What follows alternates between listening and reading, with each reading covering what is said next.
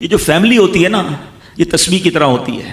اور ہم نے دیکھا ہے کہ یہ جو ہے نا تسبیح کے اوپر والا حصہ، یہ ماں باپ ہوتے ہیں. جب یہ چلے جاتے ہیں نا تو اپنے بھائی بہنوں کو جس طرح تسبیح کے دانے بکھرتے ہیں نا، اس طرح بکھرتے دیکھا ہے. جب تک ماں باپ ہیں پہلے تو ان کی برکتیں لینا، اور جب یہ چلے جائیں نا تو یہ دانے بکھرنے مت دینا، جوڑ کے رکھنا اپنی فیملی کو. یہ فیملی، یہی تو پیار ہے زندگی میں. تھوڑے سے پیسوں کے لیے بھائی بہن لڑتے ہیں، جائیداد کے لیے بھائی بہن لڑتے ہیں، تھوڑے کاروبار کے لیے لڑتے ہیں. ارے قربان کر دو، کوئی بات نہیں، بھائی کو تھوڑا زیادہ چلا جائے، بہن کے میری بہن کے گھر میں ہی جا رہا ہے نا، یہ تیرا ہے، یہ میرا ہے، نہ کیا کرے.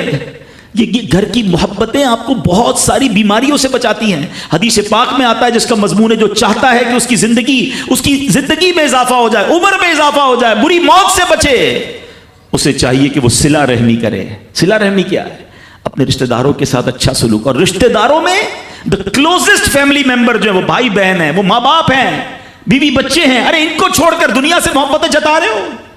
نہیں میرے پیارے اسلامی بھائیوں. تو اپنی بچیوں کے ساتھ اور اپنی بہنوں کے ساتھ بالخصوص اچھا سلوک کرنا. خوش نصیب ہے وہ بھائی جو بہنوں کا مان ہے، خوش نصیب ہے وہ جو والد جو اپنی بچیوں کے ساتھ اچھا برتاؤ کرتا ہے. بہنوں کی دعائیں بھائی کو بہت اوپر لے جاتی ہیں. خوش نصیب ہے وہ بھائی. اچھا، ہمارے ایک اور نظام پتہ ہے کیا ہے کہ جب تک ماں باپ کے ساتھ رہ رہے ہیں تو چلے بھائی بہنوں میں پیار ہے. اب بھائی بہنوں میں شادی ہو گئی، سب کی شادیاں ہو گئیں اور ماں باپ چلے گئے، تو اب نارملی لوگ اپنی بہنوں کو اگنور کرتے ہیں. اب یار میں تو اپنی بیوی کو دیکھوں گا، اپنے بچوں کو دیکھوں گا، اپنی کمائی کو دیکھوں گا. نہیں، اب بھائی کا کام ہے کہ وہ والد کا کردار ادا کرے. بہنوں کو یہ احساس دلائے کہ تمہارے ماں باپ چلے گئے ہیں مگر تمہارے بھائی زندہ ہیں، ہر مشکل میں تمہارے بھائی تمہارے ساتھ کھڑے ہوں گے.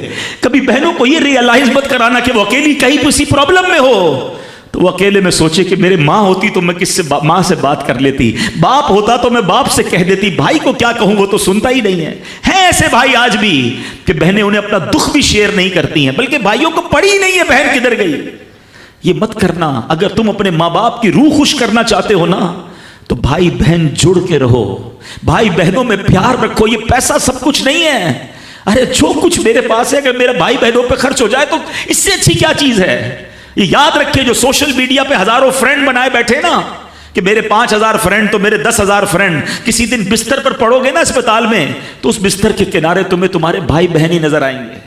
وہ سوشل میڈیا والا تمہارا جو سارے دن چیٹنگ جس کے ساتھ واٹس ایپ پہ لگے ہوئے ہو نا گروپ میں، کوئی نظر نہیں آئے گا. جب تمہارے گھر میں کوئی بچے کا پرابلم ہوگا، آدھی رات کو اگر تمہارے گھر کوئی آ کے تمہیں دلاسا دے گا تو تمہارے بھائی بہن ہوں گے. بہنوں کو حقیر نہ سمجھنا، یہ ان لوگوں کے لیے بھی درس ہے. اسلام جب نہیں آیا تھا نا تو بہنوں کے حقوق نہیں تھے، ان کو کوئی ورثے میں حق نہیں دیتا تھا، بہنوں کی شادیاں نہیں کرواتے تھے. مگر آج بھی کچھ قبائل سنا ہے ایسے ہیں، آج بھی بدبخت کچھ لوگ ایسے ہیں جو بہنوں کے حق دبا لیتے ہیں. ارے بہنیں تو غم گسار ہوتی ہیں، بہنیں تو بھائیوں کا مان ہوتی ہیں. ارے بہنیں ہوتی ہیں تو گھر میں رونق ہوتی ہے. ارے بہنوں کو عزت دیا کرو، بہنوں کو پیار دیا کرو. اللہ کے حبیب فرماتے ہیں ایسا بھی ہوا کہ کچھ لوگوں کی ماں باپ جلدی چلے گئے، اب بھائی پر بہنوں کا بوجھ ہے. ایک صحابی کے بارے میں آتا ہے ان کی 6 یا 7 بہنیں تھیں اور سبحان اللہ وہ اپنی بہنوں کو انہوں نے پالا، اپنی بہنوں کو باپ بن کر پالا. ان کے بالوں میں کنگھی بھی کرتے تھے. اور جب بہنوں کی شادیاں ہو گئی، بہنیں بڑی ہو گئی، اپنی شادی تاخیر سے کی اور شادی بھی کسی بیوہ سے کی.